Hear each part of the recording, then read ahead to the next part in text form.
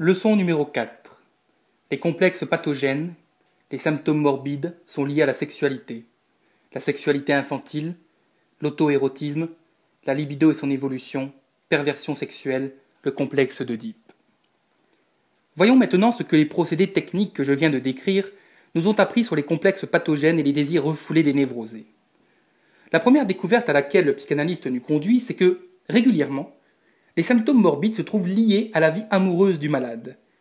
Elle nous montre que les désirs pathogènes sont de la nature des composantes érotiques et nous obligent à considérer les troubles de la vie sexuelle comme une des causes les plus importantes de la maladie. Je sais que l'on n'accepte pas volontiers cette opinion. Même des savants qui s'intéressent à mes travaux psychologiques inclinent à croire que j'exagère la part étiologique du facteur sexuel. Ils me disent « Pourquoi d'autres excitations psychiques ne provoqueraient-elles pas aussi des phénomènes de refoulement et de substitution ?» Je leur réponds que je ne nie rien par doctrine, et que je ne m'oppose pas à ce que cela soit. Mais l'expérience montre que cela n'est pas. L'expérience prouve que les tendances d'origine non sexuelle ne jouent pas un tel rôle, qu'elles peuvent parfois renforcer l'action des facteurs sexuels, mais qu'elles ne les remplacent jamais. Je n'affirme pas ici un postulat théorique. Lorsqu'en 1895 je publiais avec le docteur Joseph Breuer nos études sur l'hystérie, je ne professais pas encore cette opinion. J'ai dû m'y convertir après des expériences nombreuses et concluantes. Mes amis et mes partisans les plus fidèles ont commencé par se montrer parfaitement incrédules à cet égard, jusqu'à ce que leur expérience analytique les ait convaincus. L'attitude des malades ne permet guère, il est vrai, de démontrer la justesse de ma proposition. Au lieu de nous aider à comprendre leur vie sexuelle, ils cherchent au contraire à la cacher par tous les moyens. Les hommes, en général, ne sont pas sincères dans ce domaine. Ils ne se montrent pas tels qu'ils sont. Ils portent un épais manteau de mensonges pour se couvrir, comme s'il faisait mauvais temps dans le monde de la sensualité. Et ils n'ont pas tort. Le soleil et le vent ne sont guère favorables à l'activité sexuelle dans notre société. En fait, aucun de nous ne peut librement dévoiler son érotisme à ses semblables. Mais lorsque les malades ont commencé à s'habituer au traitement psychanalytique, lorsqu'ils s'y sentent à l'aise, ils jettent bas leur manteau mensonger, et alors seulement ils peuvent se faire une opinion sur la question qui nous occupe.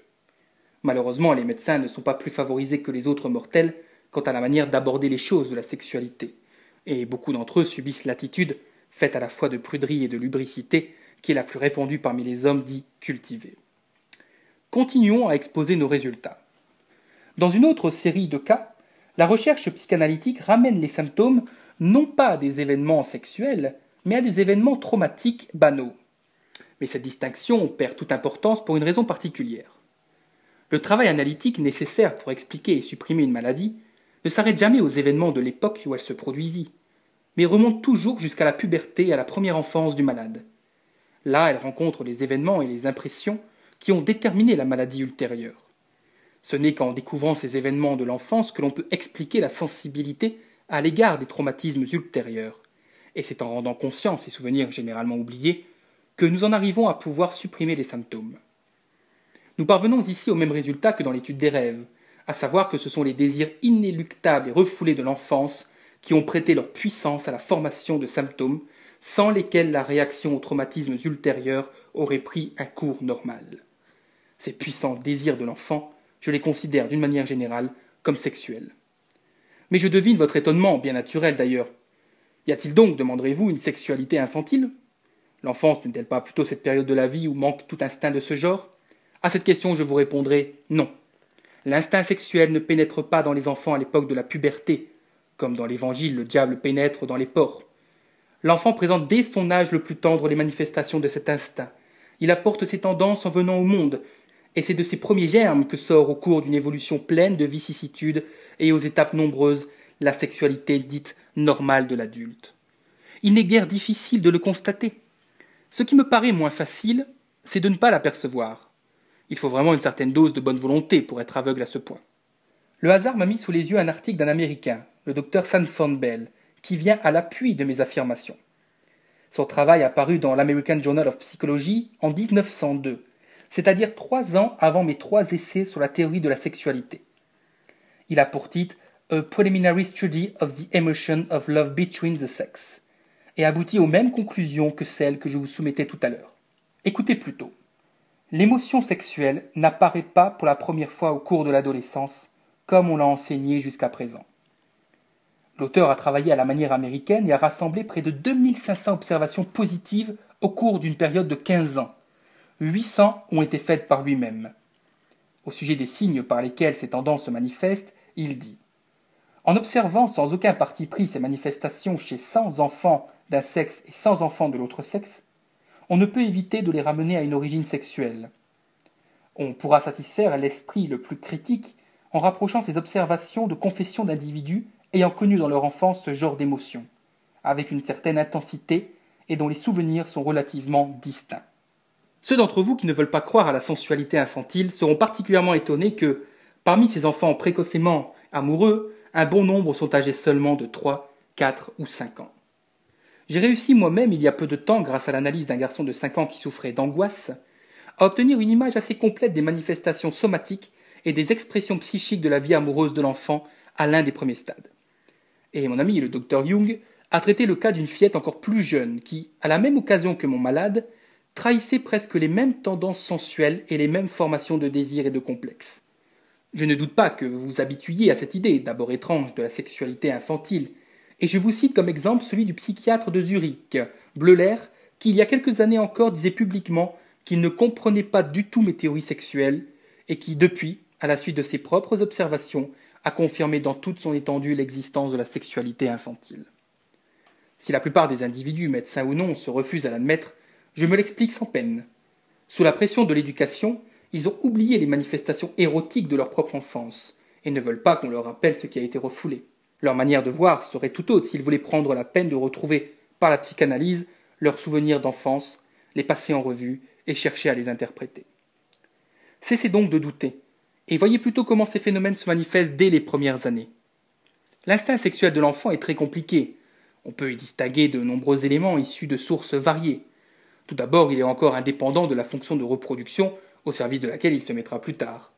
Il sert à procurer plusieurs sortes de sensations agréables, que nous désignons du nom de plaisir sexuel par suite de certaines analogies. La principale source du plaisir sexuel infantile est l'excitation de certaines parties du corps particulièrement sensibles, autres que les organes sexuels, la bouche, l'anus, l'urètre, ainsi que l'épiderme et autres surfaces sensibles.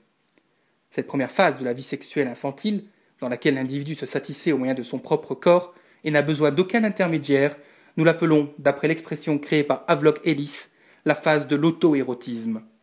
Ces parties propres à procurer le plaisir sexuel, nous les appelons zones érogènes. La succion ou têtement des petits enfants est un bon exemple de satisfaction auto-érotique procurée par une zone érogène. Le premier observateur scientifique de ce phénomène, le pédiatre Lindner de Budapest, avait déjà interprété ces faits, à juste titre, comme une satisfaction sexuelle et décrit à fond le passage de cet acte élémentaire à d'autres formes supérieures de l'activité sexuelle. Une autre satisfaction sexuelle de cette première époque est l'excitation artificielle des organes génitaux qui conserve pour la suite de la vie une grande importance et que certains individus ne surmontent jamais complètement. À côté de ces activités auto-érotiques et d'autres du même genre, se manifestent très vite chez l'enfant ces composantes instinctives du plaisir sexuel, ou comme nous l'appelons volontiers de la libido, qui exige l'intervention d'une personne étrangère. Ces instincts se présentent par groupes de deux, opposés l'un à l'autre, l'un actif et l'autre passif, dont voici les principaux. Le plaisir de faire souffrir, sadisme, avec son opposé passif, masochisme. Le plaisir de voir et celui d'exhiber. Du premier se détachera plus tard l'exhibition artistique et dramatique. D'autres activités sexuelles de l'enfant appartiennent déjà au stade du choix de l'objet, choix dans lequel une personne étrangère devient l'essentiel. Dans les premiers temps de la vie, le choix de cette personne étrangère dépend de l'instinct de conservation. La différence des sexes ne joue pas le rôle décisif dans cette période infantile. Sans crainte d'être injuste, on peut attribuer à chaque enfant une légère disposition à l'homosexualité. Cette vie sexuelle de l'enfant, décousue, complexe mais dissociée, dans laquelle l'instinct seul tend à procurer des jouissances, cette vie se condense et s'organise dans deux directions principales, si bien que la plupart du temps, à la fin de la puberté, le caractère sexuel de l'individu est formé. D'une part, les tendances se soumettent à la suprématie de la zone génitale, processus par lequel toute la vie sexuelle entre au service de la reproduction, et la satisfaction des premières tendances n'a plus d'importance qu'en tant qu'elle prépare et favorise le véritable acte sexuel.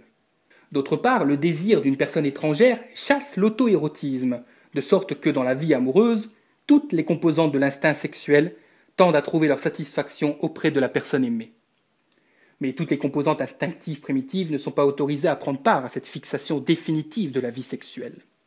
Avant l'époque de la puberté, sous l'influence de l'éducation, se produisent des refoulements très énergiques de certaines tendances, et des puissances psychiques comme la honte, le dégoût, la morale, s'établissent en gardiennes pour contenir ce qui a été refoulé. Et lorsqu'à la puberté surgit la grande marée des besoins sexuels, ceux-ci trouvent dans ces réactions et ces résistances des digues qui les obligent à suivre les voies dites normales et les empêchent d'animer à nouveau les tendances victimes du refoulement. Ce sont les plaisirs coprophiles de l'enfance, c'est-à-dire ceux qui ont rapport aux excréments. C'est ensuite l'attachement aux personnes qui avaient été tout d'abord choisies comme objets aimés. Il y a en pathologie générale un principe qui nous rappelle que tout processus contient les germes d'une disposition pathologique, en tant qu'il peut être inhibé, retardé ou entravé dans son cours. Il en est de même pour le développement si compliqué de la fonction sexuelle. Tous les individus ne le supportent pas sans encombre. Il laisse après lui des anomalies ou des dispositions à des maladies ultérieures par régression. Il peut arriver que les instincts partiels ne se soumettent pas tous à la domination des zones génitales. Un instinct qui reste indépendant forme ce que l'on appelle une perversion et substitue au but sexuel normal sa finalité particulière. Comme nous l'avons déjà signalé, il arrive très souvent que l'auto-érotisme ne soit pas complètement surmonté, ce que démontrent les troubles les plus divers qu'on peut voir apparaître au cours de la vie. L'équivalence primitive des deux sexes comme objet sexuel peut persister, d'où il résultera dans la vie de l'homme adulte un penchant à l'homosexualité, qui, à l'occasion, pourra aller jusqu'à l'homosexualité exclusive. Cette série de troubles correspond à un arrêt du développement des fonctions sexuelles. Elle comprend les perversions et l'infantilisme général, assez fréquent, de la vie sexuelle. La disposition aux névroses découle d'une autre sorte de trouble de l'évolution sexuelle. Les névroses sont aux perversions ce que le négatif est au positif. En elles se retrouvent, comme soutien des complexes et artisans des symptômes, les mêmes composantes instinctives que dans les perversions. Mais ici, elles agissent du fond de l'inconscient. Elles ont donc subi un refoulement, mais ont pu malgré lui s'affirmer dans l'inconscient.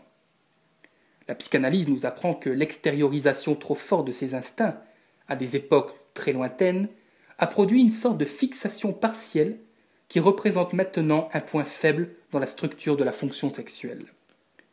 Si l'accomplissement normal de la fonction à l'âge adulte rencontre des obstacles, c'est précisément à ces points où les fixations infantiles ont eu lieu que se rompra le refoulement réalisé par les diverses circonstances de l'éducation et du développement. Peut-être me fera-t-on l'objection que tout cela n'est pas de la sexualité. J'emploie le mot dans un sens beaucoup plus large que l'usage ne le réclame, soit. Mais la question est de savoir si ce n'est pas l'usage qu'il emploie dans un sens beaucoup trop étroit, en le limitant au domaine de la reproduction. On se met dans l'impossibilité de comprendre les perversions ainsi que la relation qui existe entre perversion, névrose et vie sexuelle normale. On ne parvient pas à connaître la signification des débuts, si facilement observables, de la vie amoureuse somatique et psychique des enfants. Mais, quel que soit le sens dans lequel on se décide, le psychanalyste prend le mot de sexualité dans une acception totale, à laquelle il a été conduit par la constatation de la sexualité infantile. Revenons encore une fois à l'évolution sexuelle de l'enfant. Il nous faut réparer bien des oublis, du fait que nous avons porté notre attention sur les manifestations somatiques plutôt que sur les manifestations psychiques de la vie sexuelle. Le choix primitif de l'objet chez l'enfant, choix qui dépend de l'indigence de ses moyens, est très intéressant. L'enfant se tourne d'abord vers ceux qui s'occupent de lui, mais ceux-ci disparaissent bientôt derrière les parents. Les rapports de l'enfant avec les parents, comme le prouve l'observation directe de l'enfant et l'étude analytique de l'adulte, ne sont nullement dépourvus d'éléments sexuels. L'enfant prend ses deux parents, et surtout l'un d'eux, comme objet de désir. D'habitude, il obéit à une impulsion des parents eux-mêmes, dont la tendresse porte un caractère nettement sexuel, inhibé il est vrai dans ses fins. Le père préfère généralement la fille, la mère le fils. L'enfant réagit de la manière suivante. Le fils désire se mettre à la place du père, la fille à celle de la mère. Les sentiments qui s'éveillent dans ces rapports de parents à enfants, et dans ceux qui en dérivent entre frères et sœurs, ne sont pas seulement positifs, c'est-à-dire tendres, ils sont aussi négatifs, c'est-à-dire hostiles. Le complexe ainsi formé est condamné à un refoulement rapide, mais du fond de l'inconscient, il exerce encore une action importante et durable. Nous pouvons supposer qu'il constitue, avec ses dérivés, le complexe central de chaque névrose, et nous nous attendons à le trouver non moins actif dans les autres domaines de la vie psychique. Le mythe du roi Oedipe qui tue son père et prend sa mère pour femme est une manifestation peu modifiée du désir infantile contre lequel se dresse plus tard, pour le repousser, la barrière de l'inceste. Au fond du drame d'Hamlet de Shakespeare, on retrouve cette même idée d'un complexe incestueux, mais mieux voilé. À l'époque où l'enfant est dominé par ce complexe central non encore refoulé, une partie importante de son activité intellectuelle se met au service de ses désirs. Il commence à chercher d'où viennent les enfants et, au moyen des indices qui lui sont donnés, il devine la réalité plus que les adultes ne le pensent. D'ordinaire, c'est la menace que constitue la venue d'un nouvel enfant, en qui il ne voit d'abord qu'un concurrent qui lui disputera des biens matériels qui éveille sa curiosité. Sous l'influence d'instincts partiels, il va se mettre à échafauder un certain nombre de théories sexuelles infantiles. Il attribuera aux deux sexes les mêmes organes. Les enfants, pense-t-il, sont conçus en mangeant et ils viennent par l'extrémité de l'intestin. Il conçoit le rapport des sexes comme un acte d'hostilité, une sorte de domination violente.